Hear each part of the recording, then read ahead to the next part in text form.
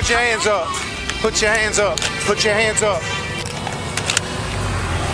Today we'll be seeing a case where a simple traffic stop would turn horrific and take a darker turn when a cop finds a body in the trunk. It was July 29th, 2020, when a cop from Louisiana pulled over a vehicle speeding on the highway. As the officer went up to 18-year-old Michael Mitchell, the driver of the car, he found out that not only was he driving over 20 miles per hour the speed limit. Hey, good afternoon. I'm Trooper Nielsen, Louisiana State Police. The reason why I stopped you was for speeding. But also didn't have a driver's license on him. You know how fast you're going? No, sir. 73 and a 55, so it's 18 over the limit. Do you have your driver's license? No, sir. Do you have a driver's license? No, sir.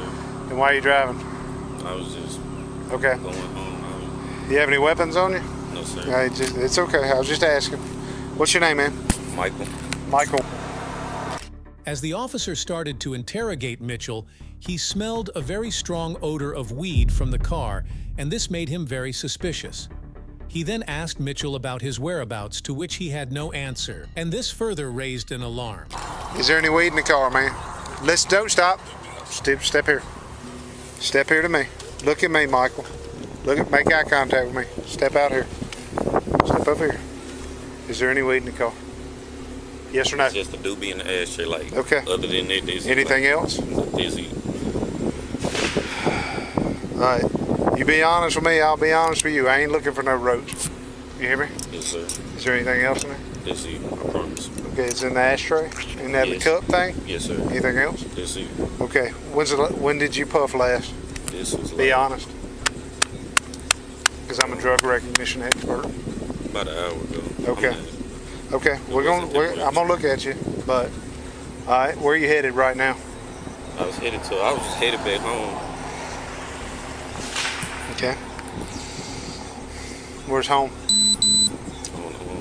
What's your address? I got home. No, stop. Come here.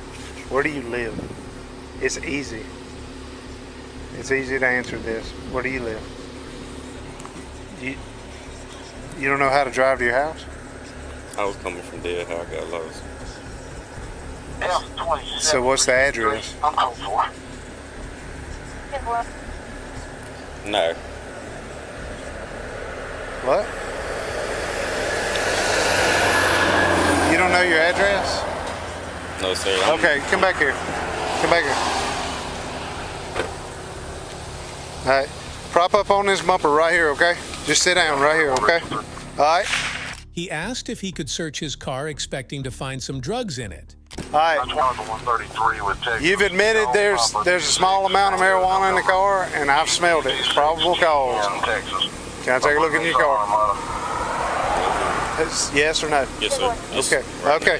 Nothing? Okay. But as he was inspecting the car, he found bullet holes on it, which raised alarms in his mind. He asked Mitchell about the bullet holes, and he told him that the car was with his brother, who he claimed was the owner of the car.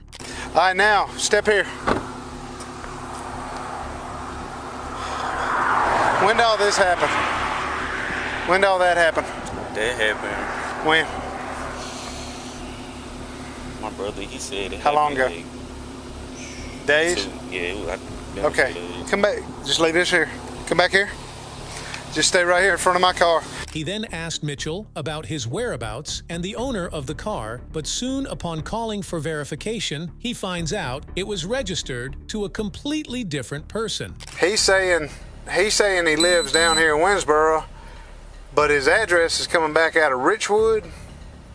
But Yeah, 41 tonight. he don't even know the address down here, but like right behind the driver's side door, there's like 2 or 3 bullet holes in that thing. 41. So he said two or 3 days ago, his brother, the is the name on the car, on the registration.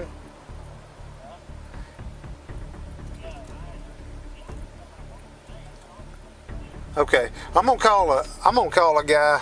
I mean, I'm code 4. I was just seeing if y'all had this. This proved he was lying about the car belonging to his brother and possibly his whereabouts.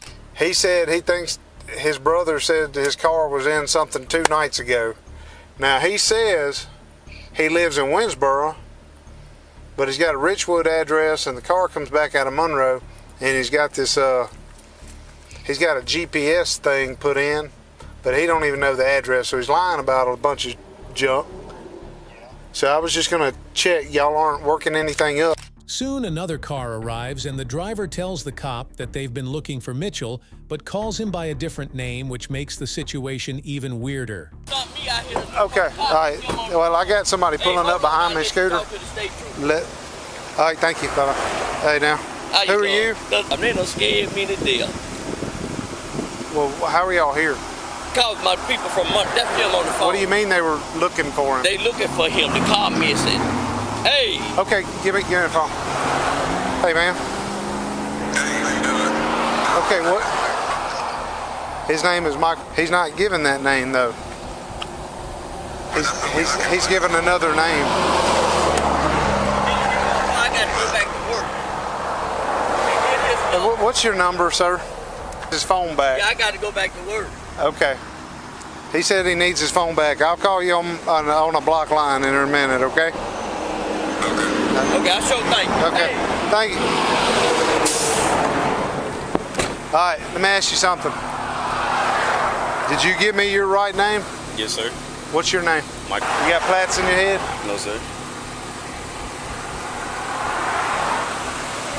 Okay. The copy asked him once again to be honest with him and ask it about where he was headed to which he said he was going to his sister's house, but the cop knew. Where do you live? He was bluffing him. Be honest to me. Monroe? Yes, sir. Richwood? Yes, you don't live in Winsboro? No, sir. Why would you try to bluff me on that? Why would you lie to me on that? Because I already knew that before this guy said something. What's up? Talk to me. You better stop lying to me right now or you're going to be in jail. I'm just going to my sister's house. To your sister's? So when I kept asking you where you live, you don't even know because this ain't even your house. You better get some act right in you and stop lying. Some act right in you and stop lying to me, or I swear to God you're fixing to go to jail. Do you understand? Yes, sir. That's the last freaking lie you better tell me. What's your last name? Who took the car? Who took that car from whoever it belonged to? He gave me permission for the car. Mike gave you permission to drive this car? Yes, sir. Who gave him permission? This is what. The cop then calls up the police department and explains the whole situation. He asked if they could help him prove if his story was legit, because he seemed to be lying about everything. I just had this guy said that there's a kid that's been reported missing, and that they took the car from Monroe, and he lied to me about his last name, his address and where he's from, that the daddy's looking at him. Some random guy pulls up behind me and said, hey, this guy's looking for that kid. I need to know if this car's been reported missing, stolen. And now, I know he's BSing to me about where he's going. He says he's going to his sister's house down here. If you could, hey, talk to him, see if you can figure out if the sister thing is legit. He's out of Richwood. I told him, I knew he was lying to me. He said he lived in Winsboro. Put that together real quick, but something else ain't. He said this guy gave him the car. Okay, Mike. To give him the car. So I'm trying to, let me see if you can talk to it, see what this sister thing is, because he said he's got the GPS on his phone on the back lid. He said that's where he's going, and I knew he was lying then. The police officer was then informed of a missing person who happened to be the guy Mitchell took permission from to get the car. It was revealed that the name of the missing person was Michael Robinson. The mystery of the situation only kept growing bigger. The car is registered out of Monroe to the... I don't know who's supposed to be calling me. They said somebody was supposed to call me. The y'all sheriff's office said somebody was calling me. Yeah. If he's knows something about this boy that's missing, there's bullet holes, I'd like to at least, we need good, I guess I'll do as much good contact as I can. As soon as the backup arrived, the detective went up to do a second search of the car. I'm gonna do the obvious thing I want to do.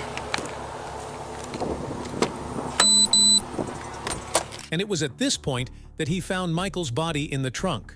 A quick arrest was made and he was told his rights.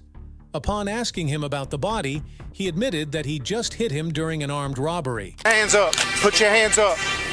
Put your hand behind your back. Put your hands behind your back. Don't move. Do you understand? Don't move. To get you in the court of law, you have a right to an attorney. Have one present during any questioning. At any time, you can choose not to make any statements or answer any questions. Do you understand? If you cannot afford an attorney, one will be appointed to represent you by the court. Do you understand? Do you understand? Who is that? Who is that? That's him. Who is who? That's Mike. That's Mike. How did Mike get there? Tell me. It wasn't me, man. It was. Okay. I just hit him. I just hit him, bro. I did. You just hit him? I did.